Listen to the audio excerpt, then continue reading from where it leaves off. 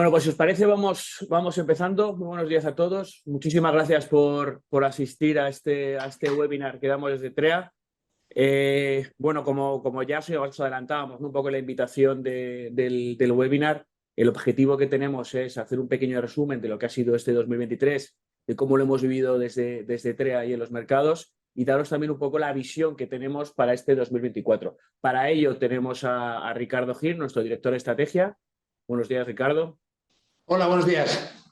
Y si os parece también, aprovechando un poquillo para hacer una pequeña introducción de qué punto de situación está TREA, para que también vamos recogiendo a la gente un poco más rezagada.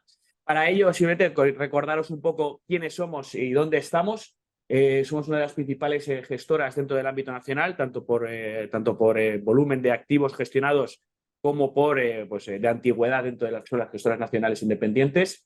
Estamos en más de 5.000 millones de activos bajo gestión y tenemos dos líneas principales de acción. Una de ellas es la que ocupa la mayor parte de nuestro patrimonio que he gestionado, que son los fondos tradicionales, tanto renta fija, renta variable como mixtos. Y luego también una parte de alternativos, donde podemos destacar la parte de direct lending y por la parte de venture capital.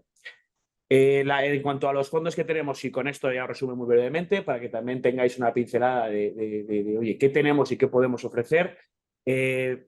Como siempre os decimos, si nos tenemos que definir con algún tipo de sesgo la casa, sería claramente a renta fija, ¿no? De hecho, de los 5.000 millones, en torno a unos 4.000 están en activos en ese tipo de activo. En cuanto a la gama, decimos, tenemos un fondo de renta fija a corto plazo, duraciones 0-2 años, un fondo conservador, un fondo defensivo. Luego, si subimos volatilidad vía duración, tenemos el TREA renta fija, un fondo de 2-5 años. Dentro de renta fija también tenemos un fondo emergentes, más oportunístico, buscando siempre esas oportunidades que puede dar este tipo de mercado, ¿no? Luego también, subiendo volatilidad, pero ya por la parte de la renta variable, tenemos el renta fija mixta, es un mixto defensivo, un mixto de renta fija de toda la vida, cartera de renta fija muy prudente y hasta un máximo del 30% de renta variable, y el TREA global flexible, que es un fondo que, aunque tiene un sesgo de renta variable puro, siempre tiene esa posibilidad, ¿no?, de adaptarse a las condiciones de mercado y bajar esa exposición a renta variable. Esto un poco como introducción de quiénes somos y dónde estamos. Y pasamos ya a lo verdaderamente relevante, ¿no? O sea, a nuestro contexto de mercado. Para ello empezaremos pidiéndole a Ricardo que nos haga un pequeño análisis de oye, cómo ha visto el 2023, qué ha pasado, foto desde principios del 23 y cómo ha acabado el año. Gracias, Borja. Gracias a todos los asistentes por acompañarnos esta media hora, 40 minutos. El objetivo, un poco lo comentaba Borja, es, pues aparte, como ya sabéis, he escuchado un montón de presentaciones de estas, que salgáis de aquí con 2 o 3 ideas que creemos que pueden ser interesantes, ¿no? Y a lo mejor que suenen algo diferente de lo que estáis escuchando por ahí. Entonces, por introducir y coger un poco, antes de entrar en materia, el año pasado, o este año, vaya, ¿cómo lo hemos visto, ¿no? Un poco para las variables que hemos estado viendo y que creemos que van a seguir funcionando. Entonces hemos cogido el gráfico del MSCI y, bueno, dividido un poco por los distintos momentos en los que ha habido eventos y cómo han afectado, ¿no? Entonces, el año pasado no nos acordamos, pero la verdad es que cuando lo estábamos preparando, empezamos enero con un pivot. O sea, ya se hablaba de las bajadas de tipos, de que estamos al final de la subida de tipos, un poco la estrategia de todo el mundo para este año era esta parte, ¿no? Las inflaciones tocan techo, van a empezar a bajar. Veníamos de inflaciones a principios de año del 9, ¿no? Por la eurozona. Y es cierto que han ido bajando, ¿no? Y la otra parte era que los tipos van a empezar a bajar, ¿no? Hasta julio, o sea, lo que sea la primera parte del año han seguido subiendo, ¿no? Y en Europa en septiembre todavía subieron. Pero el pivot, el primer tirón del año pasado fue por pivot. Después lo que nos encontramos fue bancos americanos, ¿no? La historia de todo el bofetón del año pasado, del 22, en activos en los precios de los activos, ¿no? Tanto renta fija como renta variable, sobre todo la parte de renta fija, pues afectaba a los balances de las compañías, más a los que tienen balance fundamentalmente esos activos, que son los bancos, ¿no? Entonces tienes las quiebras de los bancos americanos, que por volumen pues son bastante grandes. Lo que pasa es que ya es todo tan grande que en relativo pues no ha sido tan grande, ¿no? Y luego, sobre todo, la respuesta de la Fed, perdón, del Tesoro americano y luego de la Fed, pues no se hizo esperar. Con lo cual, bueno, pues tuvimos ahí un pequeño bachecillo, ¿no?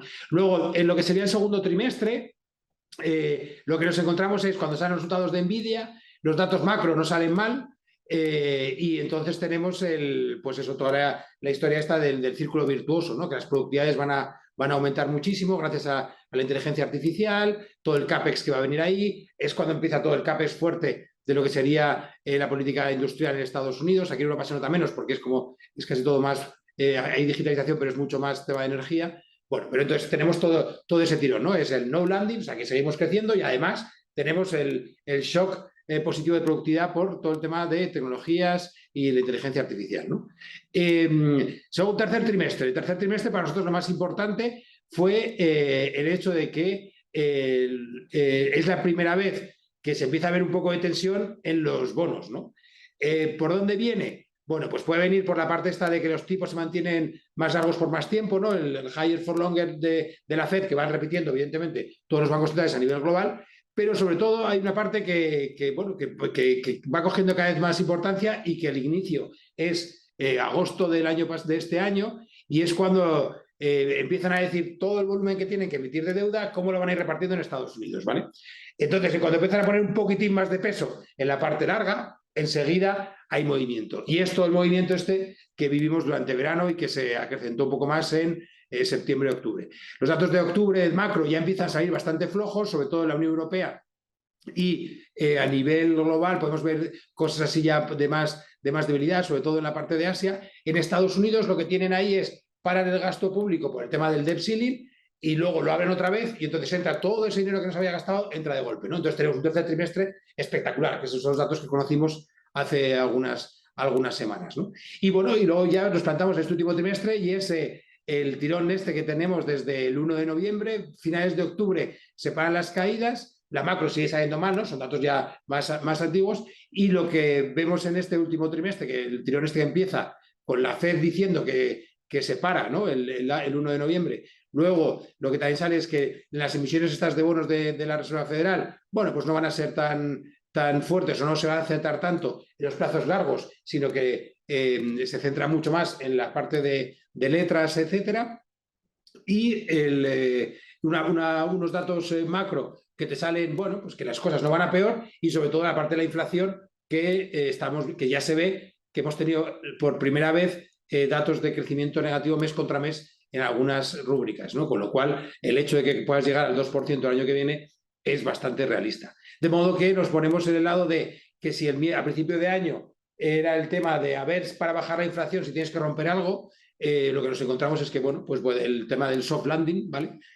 Va ganando peso. Bueno, de hecho es lo que se está poniendo en precio, ¿no?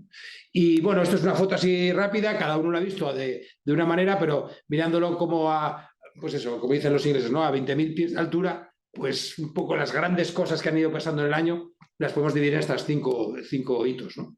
Ricardo, aquí, hombre, más o menos como que ya lo vas definiendo, ¿no? Un poco lo que fue también la crisis de los bancos, los datos de Nvidia, etcétera, pero al fin y al cabo muchísimas casas, había una visión en enero y luego en diciembre la verdad es que ha sido bastante, o sea, no, tampoco voy a decir diferente, sino también he escuchado que como que se ha aplazado en el tiempo lo que era la visión de enero como para este enero.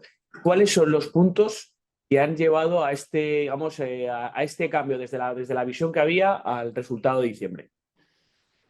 Sí, bueno, lo que ha sorprendido sobre todo es lo que desde mi lado, claro, yo miro más asset allocation y tal, es la fortaleza de la economía americana, ¿no? Y sobre todo del consumidor americano, que a pesar de los tipos de interés, etcétera, pues todo ha seguido funcionando, ¿no?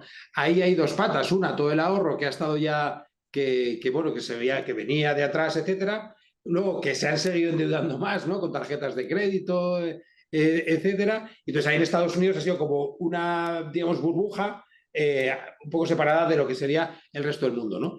Y luego en general que al final también se ha visto, bueno, pues gracias a los gobiernos, ¿no? Todos los aumentos de deuda pública, eso pues ha servido para engrasar un poco todo lo que son las ruedas de la macro global, y que al final hayamos tenido que los resultados empresariales, bueno, pues han seguido saliendo bien, ¿no? Los márgenes empresariales, que era otra de las dudas, han estado aguantando bien, con lo cual a tiro pasado lo que ha sorprendido, por lo que el escenario que todo el mundo estaba esperando no se ha cumplido, es la pata de que ha habido una mano extra que han sido los gobiernos, que cada vez son más importantes desde hace 3 años en lo que es en la evolución de los mercados y sobre todo la evolución macro, ¿no? Sí, no, creo que está claro que es verdad que el tema de la demanda interna al final ha tirado mucho por la parte de servicios y eso ha empujado bastante también a la inflación. Igual eso también hombre, ha obligado también a actuar más fuerte a los bancos centrales. Oye, y por también empezar a finalizar un poco el análisis del 2023, ¿qué activos crees tú que han sido los ganadores para un año en el cual, viendo un poco todas las tablas ¿no? de tipo de activo, ha sido bastante bueno? Pero ¿qué activos crees tú que han sido los mejores de este 2023? Bueno, eso está en la mente de todos, ¿no? Pues el que haya cogido toda la subida de las grandes estas de Estados Unidos, pues bueno, pues no ha notado nada de lo que estamos hablando. A lo mejor tuvo un poco de volatilidades y tal, pero sí que está claro que las 7 grandes en estas de Estados Unidos son las que más han funcionado. Hay 2 puntos que yo creo que pueden ser interesantes también para este año, ¿no? Y que los hemos visto un poco esta semana. Uno, todo el tema de la gestión pasiva, ETFs, etcétera. Al final, pues los flujos es importante para ver un poco el consenso de mercado, sobre todo los movimientos de inversores, ¿no? Entonces, cuanto más gente se mete en renta variable, más gente se va a seguir metiendo en estas compañías, ¿no? En cuanto el peso de estas compañías lo paran, o se para, ¿no? Como vimos la revisión esta de Nasdaq esta semana, bueno, pues se empiezan a sufrir sin ninguna razón aparente, sino simplemente empiezan a sufrir algo más, ¿no? Con lo cual, el peso que tiene es demasiado alto. Y eso ha sido una sorpresa, ¿no? Que llegasen a hacerlo también como el resto. Otra de las sorpresas ha sido, pues, no sé, por lo menos para nosotros, el tema del petróleo, ¿no? O sea, el hecho de que el cártel del petróleo veremos a ver si consigue mantenerlo, etcétera, pero que eso, sobre todo el tercer trimestre, hizo bastante daño. Y de hecho, para lo que son lo que comentabas tú de las inflaciones, etcétera, es una parte importante, ¿no? Porque toda la bajada de inflación de este año, 90 o sea, 3/4 partes, viene porque la comparativa del petróleo es buena y positiva, ¿no? Y sobre todo la comparativa de los precios de electricidad, lo que serían precios de gasolinas, etcétera. Quitando eso, es lo que comentabas de la subyacente, que son los servicios, ahí pues las noticias no son tan buenas, ¿no? Pero bueno, pero cabe optimismo, ¿no? Entonces, esa sería una de las sorpresas, la fortaleza de la demanda interna, la fortaleza de lo que serían las compañías que se llaman de crecimiento y que al final en un mundo donde, bueno, el crecimiento va bajando, pues la prima que pagas por las compañías que crecen, pues es más de la que pagas por el resto, ¿no? Eso vamos, por lo que dices, el activo como el que mejor lo ha hecho, por así podemos decir, lo que son las techs americanas, basadas en los 7 magníficos. Y por la parte de renta fija, porque bueno, todo parecía que el que lo iba a lo que lo estaba haciendo mal y que iba a cerrar mal era la deuda y ha pegado ha estrechado muy bien este noviembre. Sí, Por parte de la renta ahí, fija, ¿quién es el mejor? ¿Quién es el que mejor ha hecho mejor? bueno, evidentemente, pues si haces esta pregunta en octubre, pues te diría, no, los cortos plazos no había que pensar nada, tener carry y olvidarte del resto, ¿no? A partir de octubre ha sido, no, no, no, no, duración, crédito, aunque mejor gobiernos que corporativos, pero mejor crédito. Entonces, una de las sorpresas que yo creo que ha sido este año es que el tema digamos, del libro de texto, ¿no? De decir, bueno, pues van a empezar, los tipos tocan techo, la economía se viene para atrás, hay que coger duración. Bueno, ojo, que eso lo hablaremos un poco más adelante, yo creo, pero creo que es un tema también para este año. Y es ojo, que las deudas son muy grandes, que las emisiones tienen que refinanciarlas no solamente los gobiernos, sino que las compañías, y eso pesa, ¿no? Entonces ahí los bonos de duración se han salvado en el último momento, ¿no? Pero bueno, que yo creo que puede ser un poco sorpresa para la gente, ¿no? Después de un año como el año pasado, pues que todo el mundo estamos apostando por la parte de renta fija, pues ahí hay que entrar un poco con bisturí, no vale todo, ¿no? Aunque esta parte del año quita parte de ese argumento, ¿no? Y luego el hecho de que también, si os acordáis, a principios del año pasado estábamos con, bueno, la macro va a caer, los tipos estos van a hacer muchísimo daño, los defaults van a subir. Bueno, pues no han subido tanto. Está todo bastante controlado, con los spreads que tenemos ahora, pues van a seguir, el mercado está asumiendo que van a estar controlados, con lo cual un poco es el escenario del último mes y pico. No se rompe nada, no se rompe nada y vamos a poder seguir tirando, ¿no? Entonces, en renta fija yo diría eso, ¿no? Pues hombre, que el carry ha sido importante, que la gestión del riesgo ha sido importante a la hora de duración, de crédito, etcétera, y yo creo que va a seguir siendo importante, ¿no?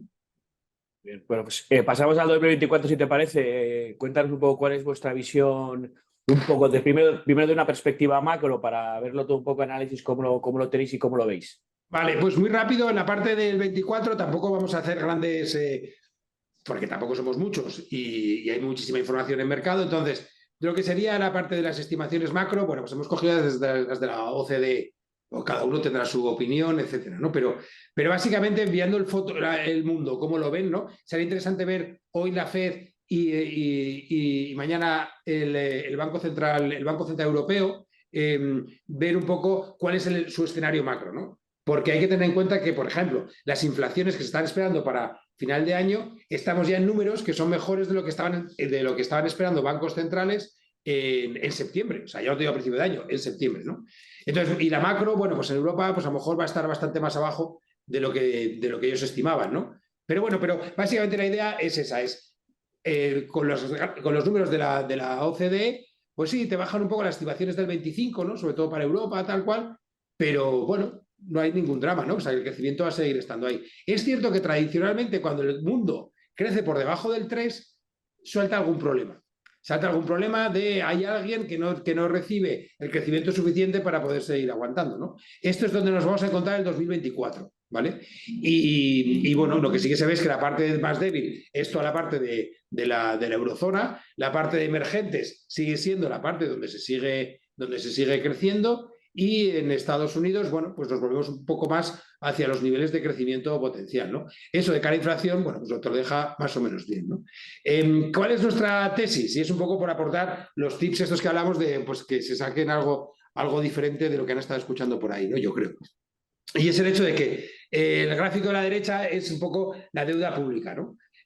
Bueno, pues fíjense en lo que sería la subida de la deuda pública desde el 16, ¿no? El 16 es a partir de cuando empiezan ya a levantar el pie, ¿no? Después de tapar parte de China, todo lo de UK, etcétera, empieza a levantar el pie en los bancos centrales. Bueno, pero eso, todo lo que es la deuda, ¿no? Luego tenemos el 20, etcétera. Y cómo la deuda ha seguido acelerándose, ¿no? Esto sí que, bueno, si eso entramos, ¿no? Pero la deuda en Europa venía creciendo al 1 y pico al año, y bueno, pues estamos, si cogemos en los últimos 18 meses estamos a 3 y pico, ¿no? A 2 y pico, perdón. Y en Estados Unidos al 3 y pico. O sea, lo que sí que se ve es que los shocks se van aguantando gracias a la parte de lo público, ¿vale? Fenomenal. Lo que pasa es que lo público nunca se echa para atrás. Una vez que está ahí, siempre está ahí, ¿no? Y es lo que estamos haciendo con la deuda. Entonces, para nosotros el escenario de este año, luego si eso entramos o si hay preguntas, etcétera, es de estar en la parte de esta inflación, ¿no? De inflaciones altas, aunque van bajando, y crecimiento bajo, a que, bueno, a ver si nos vamos a encontrar con un recalentamiento de la economía. Es decir, bueno, pues si las manufacturas están muy mal, pero el consumo está aguantando bien, el americano es cierto, pero que en el resto del mundo, si vas a tener salarios creciendo ya por encima de lo que serían inflaciones, bueno, pues a lo mejor lo que nos encontramos es mucha más fuerza macro de las que está la gente estimando, ¿no? Y eso lo pondría como una cosa que pensamos diferente a lo que sería el resto de mercado, ¿no? Que está todo el mundo preocupado de recesión y tal, o que si los bancos centrales se van a dejar de preocupar de la inflación y más del crecimiento, y nosotros lo que creemos es que las inflaciones, bueno, luego lo veremos, pero no creemos que, o sea, vamos a ver hasta dónde se quedan, pero sobre todo es, ojo, que el mar de fondo es bastante más fuerte de lo que la gente está creyendo.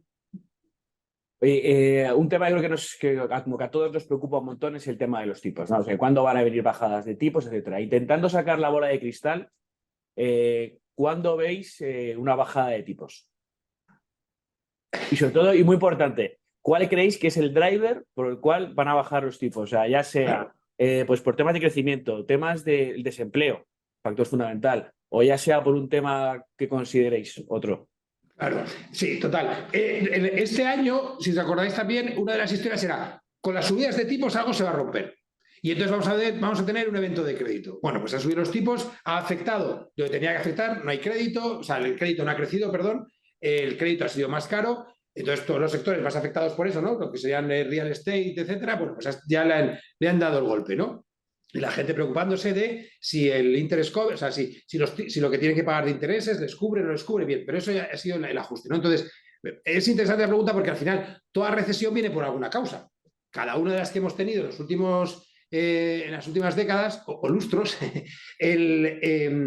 todo esto viene por una causa. ¿Cuál es la causa ahora? Bueno, lo que siempre sale es que al final se tiene que reflejar en el empleo, ¿no? Y es un poco lo que ponemos ahí, es el hecho de que hasta que no haya bajadas del empleo, ¿no? Hasta que el desempleo no empiece a subir, hasta que haya un ajuste real en la economía real, los bancos centrales no van a empezar a bajar tipos, ¿no? ¿Que eso va a venir? Está claro. ¿Cuándo va a venir? Bueno, los últimos datos de Estados Unidos están saliendo muy buenos. En Europa, bueno, vamos al tran, pero tampoco están saliendo, estamos con niveles de paro en mínimos históricos, ¿no?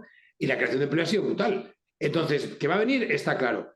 Pero no a lo mejor tan fuerte como la gente cree, precisamente por esto que estamos hablando, ¿no? Que el mar de fondo es muy fuerte. Y es cierto que en la parte de Europa se han pasado de frenada, y se ve clarísimamente, ¿no?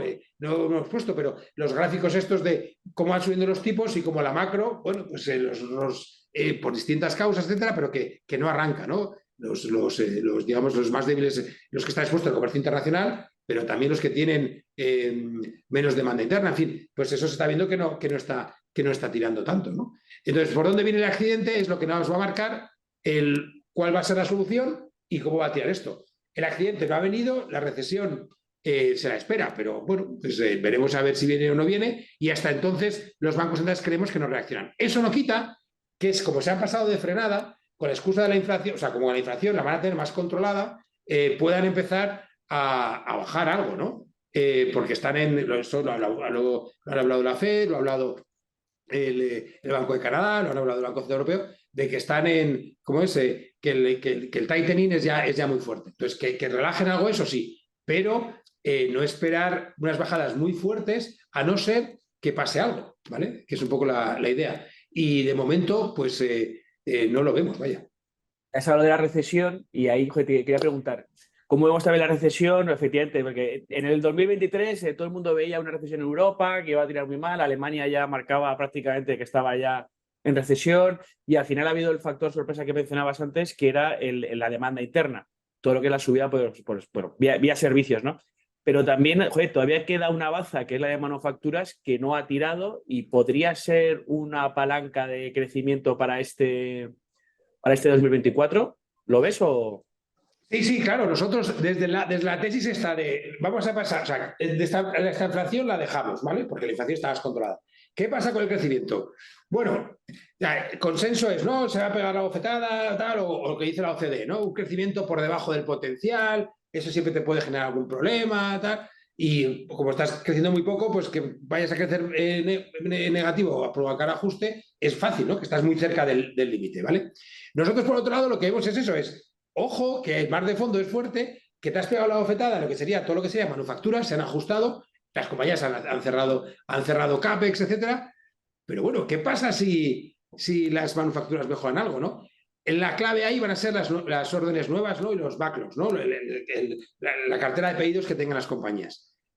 No están yéndose para abajo, o sea, están en negativo y están en contracción, totalmente de acuerdo, pero no están yéndose más para abajo. Entonces, bueno, pues ahí lo que vemos es que nos podemos, la sorpresa de este año, creemos, y es lo que estamos de ese lado, en esa tesis, es de, ojo, que el crecimiento, sobre todo en la parte de manufacturas, puede sorprender.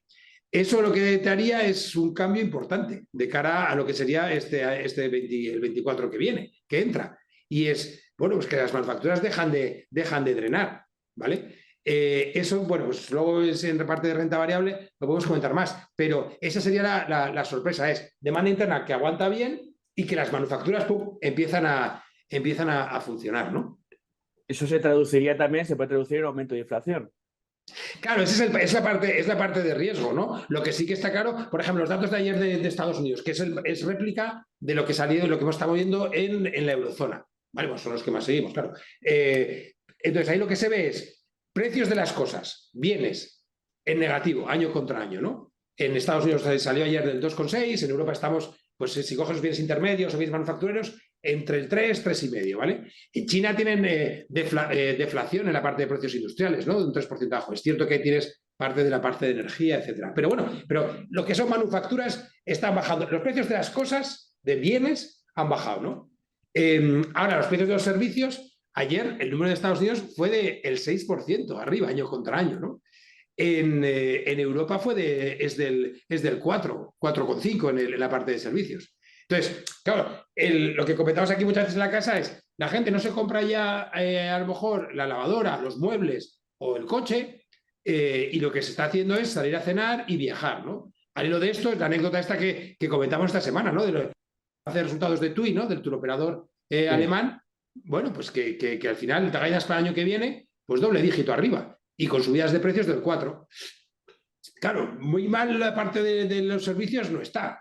y la parte del ahorro, pues sí, que se tenía que ir consumiendo. Pero es que ahí, y es un poco de la parte de la tesis, que no, bueno, nos vamos a meter, pero la parte de la tesis de inversión para el año que viene, de la demanda interna fuerte o la demanda interna incluso recuperando, es el hecho de que, aunque sí que es cierto que a nivel global los números te bajan, claro, en las sociedades, sobre todo en Estados Unidos, menos en Europa, pero ahí se ve muy claro, claro, es que hay mucha diferencia entre la parte que consume y los que no consumen. Y los que consumen son los que tienen los activos y son los que tienen mucho más ahorro. A nivel general ves que baja. Hay unos que están pues con agua al cuello, que es por el tema de la inflación, etcétera, y hay otros bueno, pues que todo este mundo pues lo han visto, les ha dolido un poco, pero que no ha pasado nada. Y al final, en cuanto los que están sufriendo más mejoren un poco, se va a notar muchísimo más, ¿no? Y te voy a pedir, Ricardo, que te mojes un poco con el tema de los tipos. ¿Cuántas bajadas ves? En ninguna, una, dos, tres, ¿y cuándo? Y luego ya entramos y, oye, esto está muy bien, pero luego hay que ver también qué variables hay, que, oye, que al final la visión que se puede tener ahora, al final cómo va cambiando, ¿no? Como hemos visto en el 23 y como vemos todos los años. Total. O sea, lo normal, ¿no? Que veríamos es, por ejemplo, en Europa, ¿dónde puede ser el tipo de equilibrio normal, ¿no? El R estrella este famoso que todo el mundo habla, etc. Bueno, al 2, unos tipos al 2, 1,5, 2, en un caso muy exagerado. Bueno, pues eso sería el nivel donde ya los tipos de ahí no bajan, ¿no? El suelo, ¿no? Mientras que antes fue el menos 0,5, pues ahora será pues en torno al 2, ¿no? Son 250 puntos de diferencia para el mundo. O sea, de estar en un mundo en el que tenías que tener tipos en negativo, vas a tener un mundo con unos tipos que como mínimo se quedan al 2, ¿vale? 1,75, 2,5, ¿vale? Por ahí. Entonces, estamos, por ejemplo, en Europa al 4. Que haya 50 puntos de bajada, muy razonable, ¿no? Los swaps los tienes ahí, los forwards los tienes ahí, en el 2,75, 3, por lo cual una prima y tal, bueno, pues eso. Que te bajen 50 puntos, pues lo vemos bastante razonable. Que te bajen más de 50 puntos, tiene que ser por una causa real. Porque si el crecimiento normal es, con lo que estamos, con el mundo que ha cambiado, con inflaciones ligeramente más altas, todo el mundo más pendiente de demanda interna que lo que sería de la oferta, ¿no? Del lado de la demanda, en lugar del lado de la oferta, claro, ahí el mundo es diferente, ¿no? Con lo cual, bajar los tipos por debajo del 3, estás ya con políticas monetarias expansivas, ¿no? Frente a que antes tenías que hacerlo, lo vimos, ¿no? Pues al 1 y poco y tal.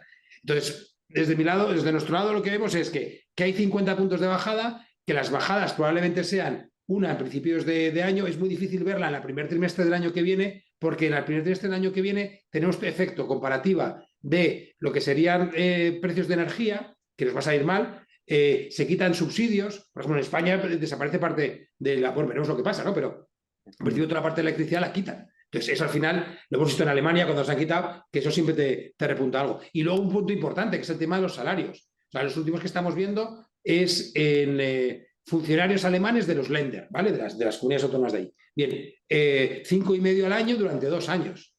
Entonces, y luego ese 5,5, pues es un poco extraño, porque primero les dan como bonus extra, luego les aumentan un poco y luego ya en el 25 les suben el sueldo. O sea, que van a tener más dinero funcionando. Y eso es todo primer trimestre, ¿no? Cuando entra, es muy difícil verlo que te vayan a bajar ahí los tipos en la eurozona, a no ser que tengas una catástrofe por el otro lado, que no la vemos. Con lo cual, ¿qué es más probable? Bueno, pues que como la macro se vaya yendo para atrás, tal. Hay otro tema importante que es toda la parte del ciclo político.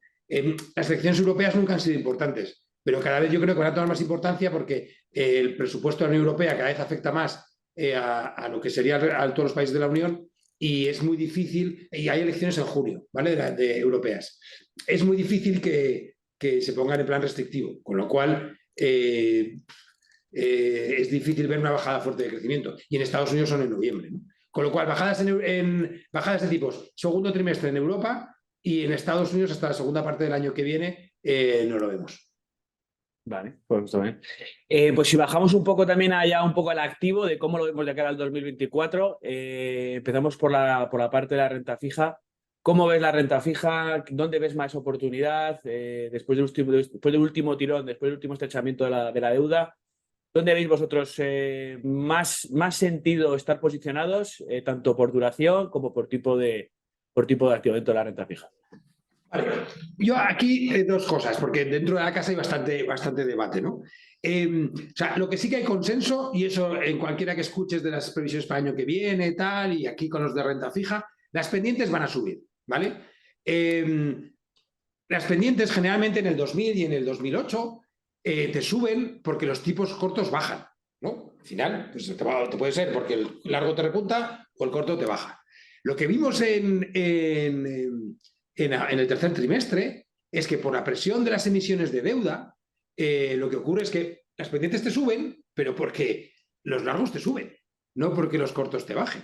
Ahora hemos visto otro efecto, y es que como los tipos van a bajar, pues ya se mueve toda la curva. Bien, ¿qué quiero decir con esto? Consenso es que las pendientes suben. ¿Cómo jugar la subida de pendientes? ¿Vale? Entonces ahí lo que nosotros vemos es, no creemos que sea todavía trade de duración. El trade de duración es cuando algo se ha roto ya.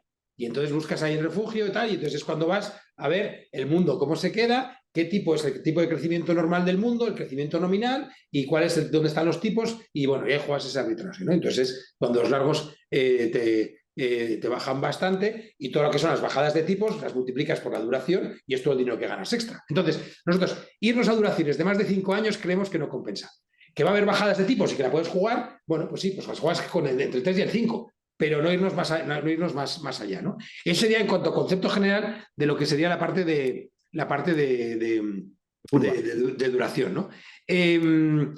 Luego, problemas para este año. Las emisiones, ¿no? Era una cosa que está cantada, toda la parte de todos los de renta corporativa que tienen que hacer el rolo de toda su deuda, ¿no? Los vencimientos son 25, 26, pero es que no solamente están ahí ellos, es que los gobiernos están ahí, es que Estados Unidos ha estado financiando con letras, ¿vale? Entonces todo eso va a tener que dar algo de duración. En los bancos centrales aquí en Europa, pues están, bueno, pues tiene una duración que está muy bien, están cómodos, 6 años. Bueno, en 2 años se les pone ya en duraciones de 4, entonces tienen que o seguir el mismo ritmo o aumentar un poquitín para evitar, porque les viene un montón de deuda extra, ¿no? Los déficits no bajan. Bien, todo esto para hacer la introducción de que la duración no merece tanto la pena y que lo que sí que merece la pena es la parte de los cortos plazos, ¿no? El carry va a seguir funcionando y para jugar algo más de pick-up de rentabilidad, bueno, pues irte hasta la parte de 5 años. En cuanto a deuda corporativa, como la macro no la vemos especialmente mal, o sea, bueno, pues sí, pues crecimientos flojos, tal, pero que no hay o sea, que el accidente tenía que haber pasado ya. ¿Puede pasar este año? Vale, pero que el accidente de crédito no ha pasado. Con lo cual, luego eso, ¿por qué no ha pasado? ¿No? Pero no ha pasado. De modo que iríamos a coger riesgo. Entonces, las carteras, bueno, el debate que tenemos interno, luego los gestores, bueno, pues Tori y Chon y Álvaro, etcétera, y Jaime van por otro lado, pero sí que en general está más del lado de correr riesgo. ¿Cómo corren riesgo? Pues mira, pues tienes, en la parte de high yield no merece la pena correr riesgo. O sea, tienes un carry, que es bueno, pero los spreads es que no te pagan, es que estás en 300 de spread, o 280, ¿no? En el W. Es que no te paga. Entonces, ahí lo tienes para el carry, con lo cual, high yield si quieres a muy corto plazo. ¿Dónde puede pagar más? Pues el investment grade o la deuda senior. ¿Qué es lo que ocurre? Que con el tirón que se ha pegado esto en noviembre, te lo ha dejado ya, bueno, cosas que antes eran muy buenas, pero que ahora ya pagar por un bono un 3,5, pues te parece pues que es muy caro.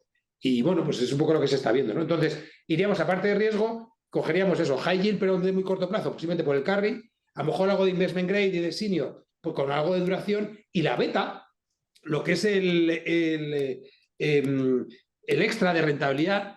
Bueno, esto va a sonar un poco extraño, pero lo jugaríamos en lo que es de más riesgo dentro de los activos de lo que sería renta fija. Y más riesgo no por crédito, sino por el producto en sí, ¿no? Que ahí Álvaro sí que está pegándose buenas curradas y tal, viendo oportunidades, y ahí es todo lo que sería los bonos perpetuos, los híbridos, por ejemplo, o la parte de subordinados, ¿no? No financieros. Entonces, ¿por qué ahí? Porque ahí sigues teniendo, a pesar del rally, sigues teniendo yields del 6,5, 7, y bueno, tienes calls a 3, 4 años, tienes una duración que la puedes tener más controlada. En la parte de corporativos nunca ha habido un no pago, que es el que han estado haciendo aquí, y entonces lo jugaríamos por ahí. Es decir, la parte de carry, no esperar mucho de los trades de duración y jugar beta por la parte del instrumento, ¿no? Y ahí, pues todo lo que son híbridos, creemos que es oportunidad. Sobre todo que en general, y con esto irme extendiendo más, el hecho de que perder dinero este año en renta fija va a ser complicado.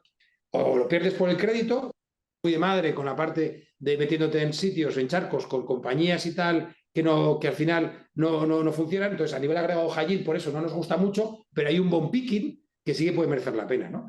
Y luego la parte, solamente una cosa que tenía en la cabeza y creo que es importante para este año, ¿no? Que lo hemos comentado antes, un poco de pasada. Todo el tema de refinanciación de la deuda, ¿no? Entonces aquí lo que ponemos es un gráfico en el que sale el High Yield W europeo y el Investment Grade, ¿no? Y el Euribor a 3 meses. Son índices, ¿vale? No son las compañías concretas, etcétera, ni sectores concretos. Entonces, ¿qué es lo que estamos viendo ahí? Pues que todavía los cupones que se están pagando están por debajo del Euribor. Es decir, todavía no se han hecho las refinanciaciones necesarias para todo esto. Y ahí va a haber oportunidades. Y si el mercado cierra por donde está este año, hay que estar seguros que en marzo, o sea, que de aquí, o sea, de enero a marzo o mayo, va a haber un aluvión de emisiones de deuda, porque todo el mundo va a salir corriendo a aprovechar, ¿no? Aunque te bajen los euríbores y tal, todo el mundo va a salir corriendo a aprovechar. Entonces va a haber un papelón. Y ahí, bueno, pues creíamos que hay que estar más con la cabeza fría, ¿no? Este 2023, los fondos de renta fija, depende también de la duración, obviamente, el tipo de activo más específico, si es más amplio, etcétera. Pero han sacado del torno entre el 3, 4, 5%, ¿vale? Principalmente vía yields, vía cupón, etcétera. ¿Tú crees que se puede seguir estructurando eso, tanto fondos, te digo, fondos de duraciones más cortas de un año o posicionados en 3, 4 años de duración? Sí, bueno, claro, es lo que hablamos. Si haces la foto a octubre, el listo ha sido el que no ha corrido nada de riesgo, el que ha estado en el carry y las letras y dejándose con el carry y hubiese dado un 3 y pico. Claro, con la cara que se te queda en noviembre, con todo el rally que ha habido de duración y de spreads, pues es, bueno, pues que había que correr riesgo, ¿no? Con lo cual, bueno, pues sea una parte de lo que serían los dos extremos, ¿no? Es un poco lo que estamos viendo. Y ahí sí que creemos que rentabilidades, pues tío, en un escenario malo de que los spreads te suben, ¿no? Que sería lo razonable, que no estén tan abajo como están ahora, pero a cambio tengas que los tipos te puedan bajar algo, no sé, repetir rentabilidades de que vamos a cerrar este año de 4 o 5 es razonable, ¿no? Más que nada porque tienes un carry que está por ahí. Es verdad que ahora te ha bajado, ¿no? Pero mirando los números para la presentación, lo que comentamos es el investment grade, bueno, pues lo tienes por debajo del 4. Bueno, pues por ahí puedes salirte, ¿no? Sin muchas historias, 3 medios 4, pues puedes salirte. Ahora, eso sí, tendrás que jugarlo un poco, una parte de sin riesgo a año y pico, que como las curvas están todas invertidas, pues puedas funcionar un poco mejor, si quieres 18 meses, y luego otra parte, pues con bond picking y a lo mejor una parte de duración. Pero las rentabilidades, o sea, perder dinero este año en renta fija, si no haces ninguna barbaridad en el 24, yo creo que es complicado. Otra cosa es, pues eso, que te quedes en un 2 o te puedas ir hasta un 6 de rentabilidad, pues te vas a estar moviendo en esos niveles, ¿no? Bueno, por la parte de renta fija, claro, duraciones 3-5 años, 3 muy cómodos. Y luego también, pues oye, por tipo ya de activo, unos híbridos perpetuos podrían ser una oportunidad muy buena, siempre y cuando con un buen sesgo, un buen análisis y un buen bond picking. Sí. Renta variable, Ricardo, ¿cómo la ves? ¿Puede ser un activo a jugar? 2023 ahora va con la recesión, que la renta variable activo fuera. Y oye, al final ha sido uno de los ganadores. ¿Cómo lo ves para el 24?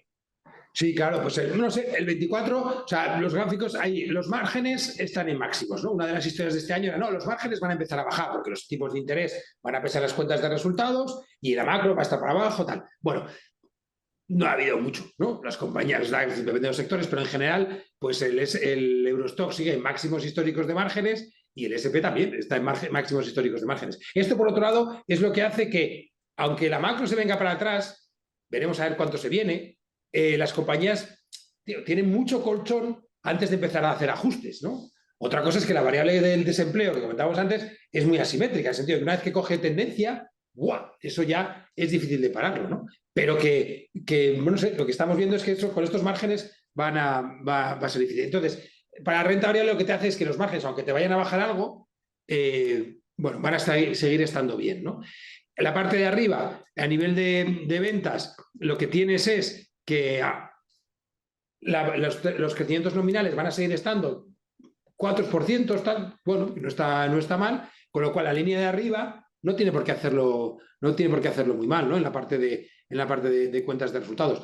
lo que pierdes en volúmenes lo puedes compensar con la parte de inflación, ¿no? Con lo cual ahí te sale bien. Neto, neto es un poco el consenso, ¿no? ¿Dónde está el consenso de estimaciones de beneficios? Bueno, pues excepto Europa, que está un poco más flojo, pues entre el 5 y el 10. Bueno, es verdad que esos son los números que salen siempre de cada año a año, pero no te lo deja mal, ¿no? La parte de renta variable sí que la vemos que está bien. Lo único es que yo sí que creemos que tiene que cambiar la parte de qué es lo que ha funcionado para el año que viene con lo que haya funcionado antes, ¿no? Y ahí vuelve un poco a la tesis que tenemos, ¿no? De que ojo que el crecimiento no va a estar tan flojo, ojo que igual lo que tenemos es una reaceleración, o sea que pasamos de esta inflación a reaceleración de los crecimientos. Y ahí, si ese es el escenario, que le damos bastante probabilidad, es desde luego fuera de consenso de lo que estamos escuchando por ahí, todo lo que son materias primas, eso tiene que funcionar. Todo lo que son small caps, todo eso también te tiene que funcionar. Que eso cuadraría con la idea de sectores que están completamente machacados, que no los quiere nadie,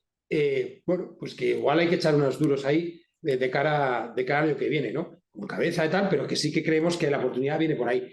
Porque aunque haya crecimientos que están ahí 0, 5, bueno, pues te da suficiente para generar suficiente cash flow, para pagar tus bonos, que no haya mucho riesgo, y entonces ahí hay cosas que se han quedado muy atrás, ¿no? Has hablado de small caps, de materias primas. Por la parte, yo parafraseando un poco a nuestro compañero, a Xavi Brun, siempre decía en el 2023 que al final las empresas que sean capaces de trasladar ese aumento de precios digamos, al producto final, o sea, aumento de costes al aumento de precio final, iban a ser las grandes ganadoras del 2023. Yo creo que ha tenido bastante razón. ¿Ves que esto se va a mantener para el 2024? ¿Crees que ya no va a ser tan necesario? Dentro de sectores, ¿cuáles ves más fuertes? O sea, no solamente small caps, etcétera, sino hay algún sector en particular, de servicios, por ejemplo, o el tech que tiró el 24. ¿Cómo lo ves, el 23, perdón? ¿Cómo lo ves para el 24? Sí, es un poco la idea esa, ¿no?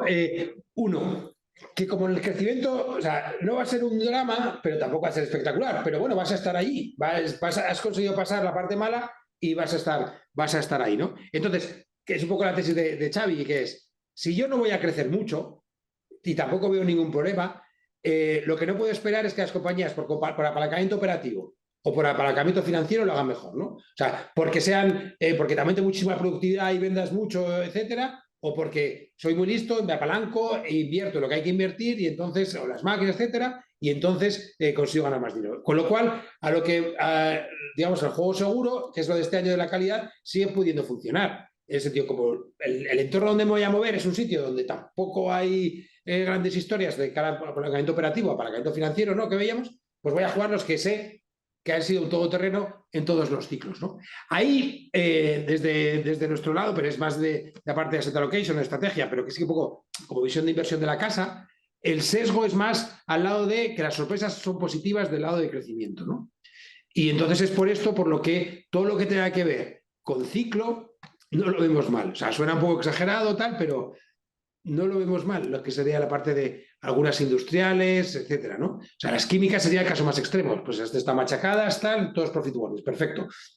Bueno, ese sería el último sitio para entrarle ahora, pero que antes de eso pues tienes todas las mineras, ¿no? Tienes las petroleras que se han quedado atrás.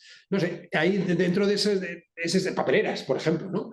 Esos sectores nos gustan bastante y es donde creo que la delta del año que viene y el alfa se puede generar por ahí. La típica pregunta, ¿Estados Unidos o Europa? O ambos. Ya, bueno, eso es lo de siempre, ¿no? Pero al final, no sé, siempre es Estados Unidos, ¿no? Al final, pues eso, es el mercado más grande. Y luego hay que tener en cuenta que eso es lo que, o sea, no lo vemos, ¿no? Pero el año pasado se vio mucho más caro. Pero es el hecho de que el mercado americano, o sea, el Nasdaq, el S&P tal, en sí es un activo para la economía americana. O sea, cuando una compañía va a cotizar, quiere ir ahí, no se viene al MAP, ¿no? Entonces, es un activo. Entonces, no sé, más diversificación, etcétera. O sea, en las carteras sí que es verdad, y lo hemos visto en los últimos años, lo que hay que ser es globales, está claro, y la parte de Estados Unidos, pues bueno, pues siempre cada vez tiene más peso en todo el mundo, lo queramos o no, ¿no? Ahora, los problemas creemos que vienen de ahí. O sea, bien, Europa tiene problemas, todo el mundo tiene problemas, pero donde los problemas no se descuentan o se descuentan más rápido, o los hemos visto este año, es allí. Con lo cual, en cuanto a macro, bueno, pues allí es donde puede haber pues las cosas que estén más escondidas, ¿no? Toda la parte de los private equities, en fin, todas las aseguradoras allí, los bancos de allí, que la regulación pues es algo más laxa que la que tenemos aquí en Europa. En fin, en cuanto a mercado, pues siempre el SP lo va a hacer mejor que el Eurostoxx, creemos, ¿no? Por composición. Ya no solamente renta variable o renta fija, sino ampliando un poco lo que sería la parte de ámbito geográfico, emergentes.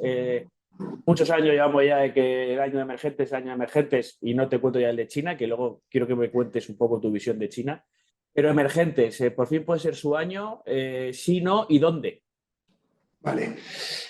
Sí, bueno, aparte de emergentes, nosotros somos suerte que aquí en la casa pues hay gente que nos sigue muy de cerca, entonces, bueno, pues te da bastante más información de lo que puedas leer de research y tal, ¿no? Entonces, en la parte de emergentes, estos fueron los primeros que bajaron tipos, son los primeros que han dicho que dejan de bajar, ¿vale? Empezaron a bajar en julio y ya ahora ya están diciendo que, bueno, que ya se paran. Tenían tipos reales muy positivos, tal. Bien, esto, pues para lo que sería, lo hemos visto, ¿no? Todo lo que sería deuda emergente, sobre todo en moneda local, pues ha pegado un tirón de la pena, ¿no? Y es un caso importante, porque es el hecho de que se tenga confianza en el activo en sí, ¿vale? Es verdad que estas cosas suelen ser muy cíclicas, pero bueno, a ver si ahora ha cambiado las cosas y puede ir algo mejor, ¿no? Sobre todo lo que sería Latinoamérica. Entonces, desde el punto de vista estructural, por tanto, bueno, vemos problemas, pues, por ejemplo, en Corea, ¿no? Tal, pero sí que lo que es Latinoamérica, pues está bastante bien. Entonces, lo que pasa es que tampoco están tan exageradamente baratos. A lo que le pasaba a los emergentes es como le pasaba a las small caps. Es el típico activo que va un poco parecido, ¿no? Recovery global, pumba, pues la gente se mete. Ahora que se ha quedado atrás han sido lo que serían las small caps, mientras que los emergentes, bueno, pues no ha hecho del todo mal. Entonces, en emergentes sí que creemos que, bueno, India, por supuesto, que es el que, pero ya ha subido mucho, no, tampoco cargaríamos tanto, pero sí que hay que tener India, y Latinoamérica sería un poco la apuesta, ¿no? De, ojo que si el crecimiento no va tan mal como la gente está esperando, las sorpresas te vienen ahí en LATAM, ¿no? Y en Asia el único tema es lo que comentabas de China, ¿no? Que al final todo el mundo está esperando hoy mismo, ¿no? Todo el mundo está esperando, no, pues la apertura de China va a ser la bomba. Bueno, viene apertura y tampoco ha sido como un poco bluff. Siguen teniendo que limpiar toda la parte del inmobiliario y es un poco drama, ¿no? Y luego lo que se ve es que todo lo que sería los estímulos por parte del gobierno, ¿no? Decía, esta noche están reunidos ahora esta semana el comité de expertos del Politburó y tal para ver las nuevas medidas económicas para el 24. Bueno, pues al final no ha salido nada todavía, o nada que sea verdaderamente un trigger para que empuje el dinero, ¿no? Y lo bueno de China es que ya no hay nadie ahí, es que todo el mundo ha vendido ya las posiciones en China y el que está allá es porque cree ya en el largo plazo, etcétera, ¿no? Pero lo que sería la inversión directa de extranjeros en China está en mínimos. Entonces, bueno, pues que sea el activo para el año que viene, no sé, nosotros vemos más claro que es Latinoamérica a lo que sería China, ¿no? Paréntesis, si alguien quiere hacer alguna pregunta o lo que sea, por favor, que la escriba, tiene ahí preguntas y respuestas, pueden hacer la pregunta e intentaremos responderla.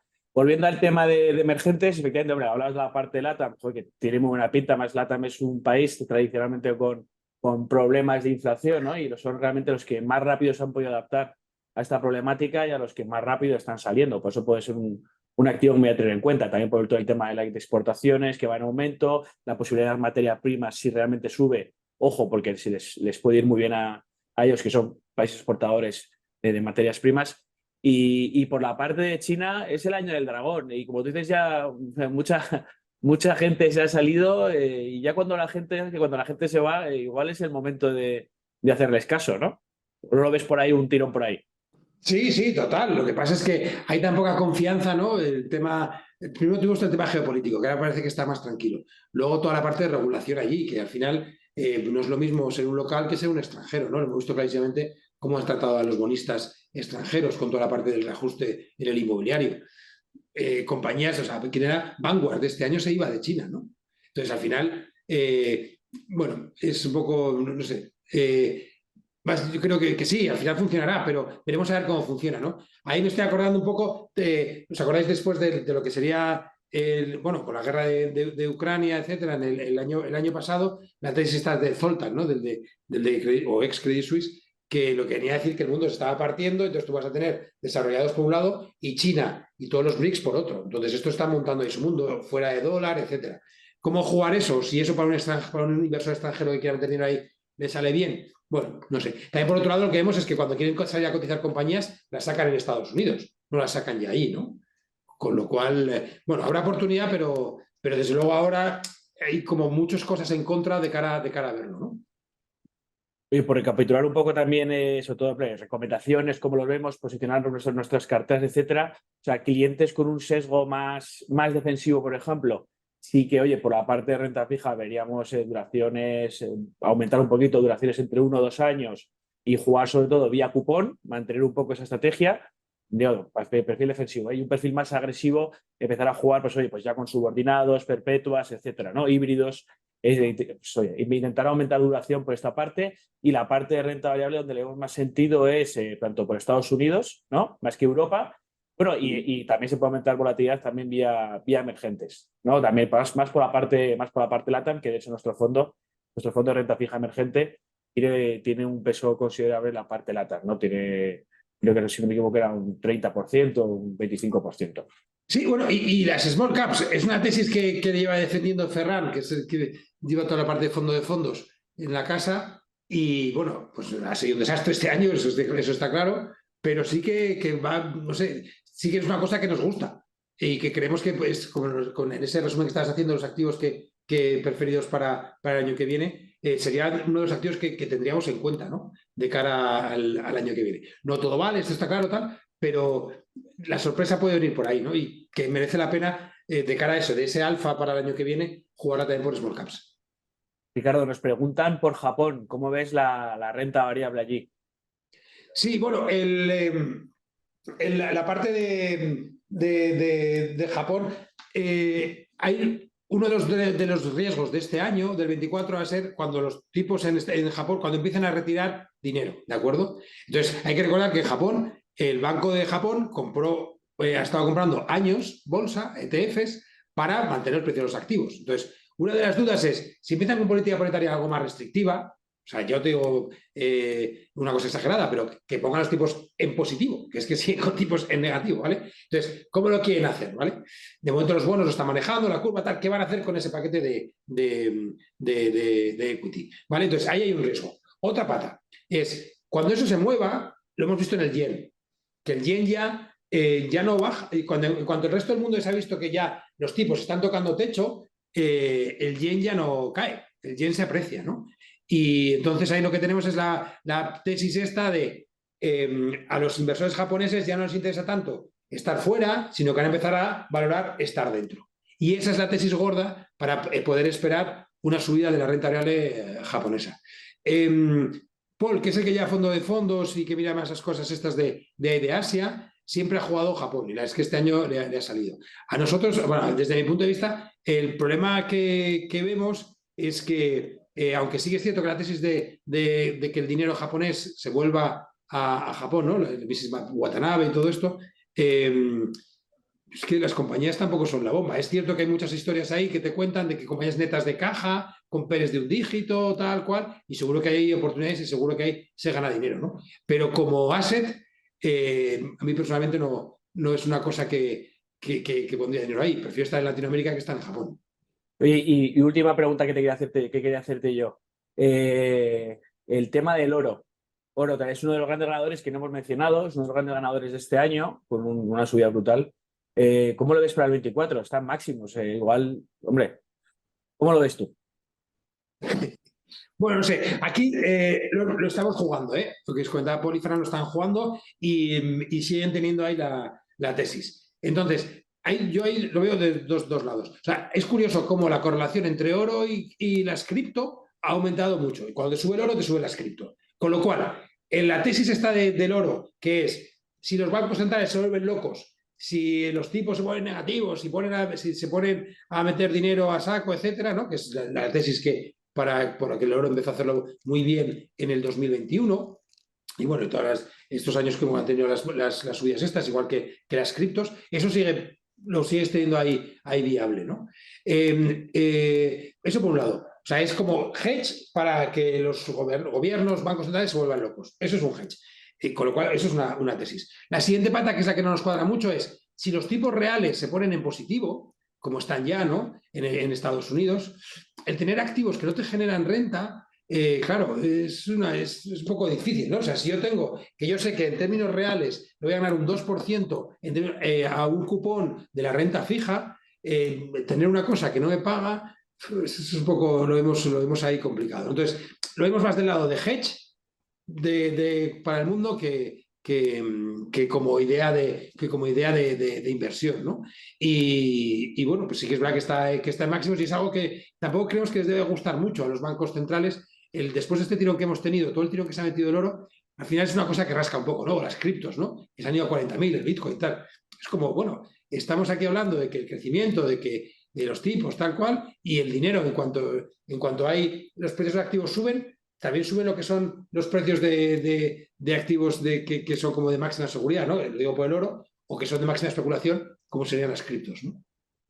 Y hablando un poco también, no sé, oro, activo, refugio, ¿cómo ves el dólar? Hablando de activo, refugio. Sí, claro, al final es el 3/4 de lo mismo. Bueno, pues yo soy optimista con el dólar, ¿no? Sobre todo de cara al año que viene. Más que nada por el lado o sea, la tesis positiva es el crecimiento no va a bajar tanto como la gente cree, la demanda interna ahí está bastante más fuerte, los tipos no van a bajar tanto y van a bajar más lentos que lo que sería el resto del mundo, con lo cual la tesis del dólar sigue vigente, ¿no? Que así como antes veíamos que siga por debajo de la paridad clarísimo y no llegó, ahora lo que creemos es que a lo mejor pues el nivel es 1,05, una cosa así, ¿no? Con respecto al euro. El único tema es eso, que es que los bancos centrales lo que ves es todo el mundo, o sea, los bancos, al ser Estados Unidos el que está generando más deuda, más rápido y necesita muchos dólares para seguir funcionando y los dólares no los genera su propia economía, ¿vale? Está drenando liquidez del resto del mundo, ¿de acuerdo? Entonces, todos los bancos centrales tienen que exagerar los movimientos de la Fed y ahora los movimientos son de bajada. Entonces, con que la Fed diga que se queda quieta, todo el mundo van a estar tratando de bajar los tipos o ser más rápidos que la Fed, ¿no? Adelantarse son como los pececillos que van al lado de las ballenas, ¿no? Y que les van comiendo, pues bueno, que se van adelantando un poco al bicho grande. Pues es lo que estamos viendo en emergentes y eso es una tesis que creemos que eso favorece al dólar, por lo menos durante los próximos 6 meses, ¿no? Fantástico. Pues oye, no hay más preguntas, Ricardo. Yo creo que ya de tiempo lo hemos cumplido con excesos, incluso. Sí, de sobra. Si te parece, pues nada, oye, despedimos. Muchísimas gracias a todos por vuestra asistencia. Nada, y un placer y espero que nos volvamos a ver en un webinar de este tipo. Un abrazo a todos. Gracias, hasta ahora.